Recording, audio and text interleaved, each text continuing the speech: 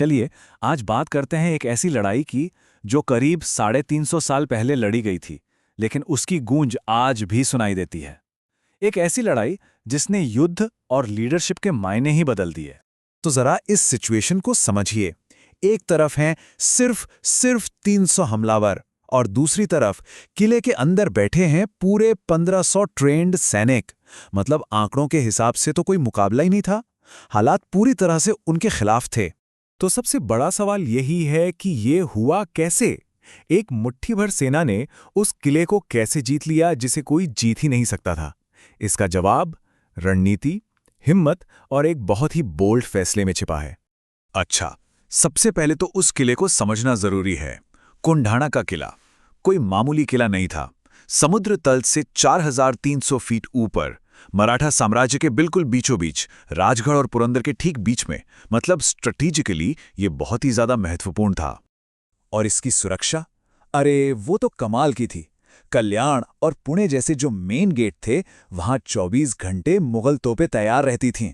अगर कोई सेना इसे घेरने की कोशिश भी करती तो महीनों लग जाते, और पास के पुणे से दुश्मन की मदद मिनटों में पहुंच जाती।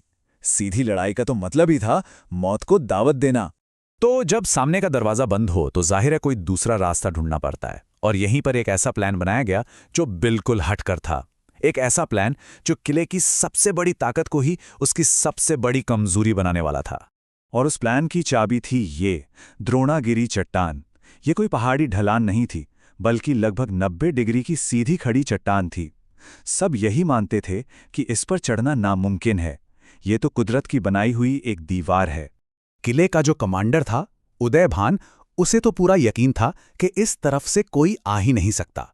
उसका कहना था, यहां इंसान नहीं, सिर्फ हवा ही आ सकती है। और यही ओवर कॉन्फिडेंस उसकी सबसे बड़ी गलती बनने वाला था।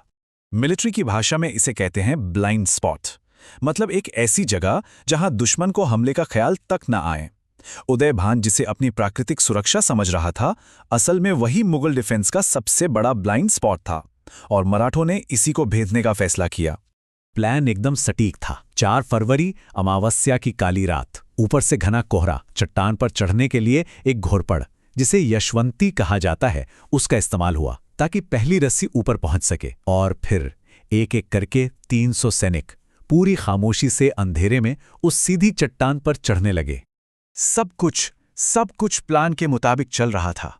लेकिन फिर एक छोटी सी चूक हुई, और उस एक चूक ने इस सीक्रेट मिशन को जिंदा रहने की एक बेचैन लड़ाई में बदल दिया। हुआ ये कि जैसे ही सैनिक ऊपर पहुंचे, एक छोटी सी आवाज हुई। बस उसी आवाज ने दुश्मन को जगा दिया। नगाड़े बज उठे और हमला खुल गया। भयानक लड़ाई छिड़ गई, और उसी लड़ाई में हमलावरों के लीडर तानाजी मालुसरे उदयभान से लड़ते हुए वीर गति को प्राप्त हुए। अपना लीडर खोते ही सेना का हौसला टूट गया और सबने पीछे हटना शुरू कर दिया। और फिर लड़ाई का वो पल आया जिसने सब कुछ बदल दिया। एक शख्स, एक फैसला, और पूरी बाजी पलट गई। ये लीडरशिप का एक ऐसा मोमेंट था जो इतिहास में दर्ज हो गया। जरा उस सीन को सोचिए। लीडर मारा जा चुका है, दुश्मन चारों तरफ है, और सैनिक अपनी जान बचाने के लिए वापस उसी चट्टान की तरफ भाग रहे हैं जहां से वो चढ़कर आए थे। हार बिल्कुल सामने दिख रही थी। लेकिन तभी तानाजी के भाई सूर्याजी सामने आए, और उन्होंने वो किया जिसकी किसी ने कल्पना भी नहीं की थी। उन्होंने पीछे हटने वाली रस्सियां काट दीं और अपनी सेना की तरफ मुड़कर चिल्लाए, रस्सियां कट चुकी हैं, अब या तो लड़ो या मरो। मतलब वापसी का कोई रास्ता ही नहीं बचा था। इसी को कहते हैं बर्न द बोट स्ट्रैटेजी। जब भागने का ऑप्शन ही खत्म हो जाता है तो डर और निराशा एक जबरदस्त हिम्मत में बदल जाती है। सैनिकों ने ऐसी बहादुरी से लड़ाई लड़ी जिसकी कोई मिसाल नहीं, और कुछ ही घंटों में किला जीत लिया गया। कोंढाणा की ये जीत सिर्फ एक जंग की जीत नहीं थी। ये स्ट्रेटेजी और लीडरशिप पर एक ऐसा सबक है जो आज भी उतना ही काम का है जितना तब था। ये जीत असम्मित युद्ध का एक परफेक्ट एग्जाम्पल है। मतलब जब आपके पास ताकत या संख्या कम हो तो आप वो तरीका, वो जगह और वो वक्त चुनते हैं जिसके बारे में दुश्मन सोच भी ना सके। बिल्कुल एक सर्जिकल स्ट्राइक की तरह। तो इस पूरे हमले से हम क्या सीख सकते हैं?